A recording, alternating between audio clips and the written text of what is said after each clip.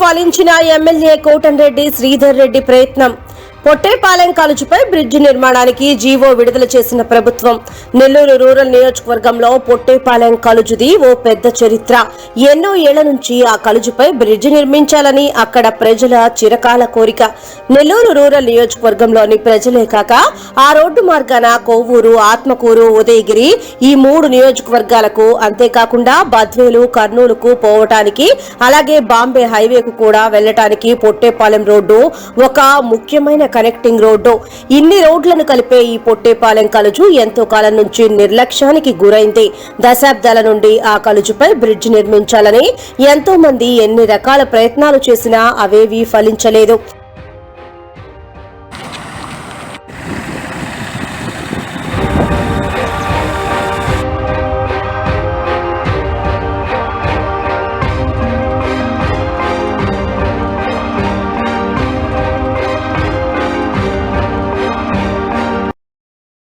అయితే నెల్లూరు రూరల్ శాసనసభ్యులు కోటంరెడ్డి శ్రీధర్ రెడ్డి ఈ పొట్టేపాలెం కాలువపై బ్రిడ్జి నిర్మాణం కోసం గత ప్రభుత్వంతో వైరం పెట్టుకున్న సందర్భం కూడా మనందరికీ తెలుసు. గత ప్రభుత్వంలో జగన్మోహన్ రెడ్డి చుట్టూ ఎన్నోసార్లు ఈ పొట్టేపాలెం కాలువపై బ్రిడ్జి నిర్మాణం కోసం ఎమ్మెల్యే తిరిగి ఆ వివరాలను స్వయంగా ఎమ్మెల్యేనే ప్రెస్ మీట్ పెట్టి వివరించారు, అర్జీలు చూపించారు. చివరికి స్వయాన జగన్మోహన్ రెడ్డి గారిని ఆ కాలువ మార్గాన తీసుకెళ్లి ఆ ప్రాంతాన్ని స్వయంగా చూపించిన సందర్భం కూడా జరిగింది.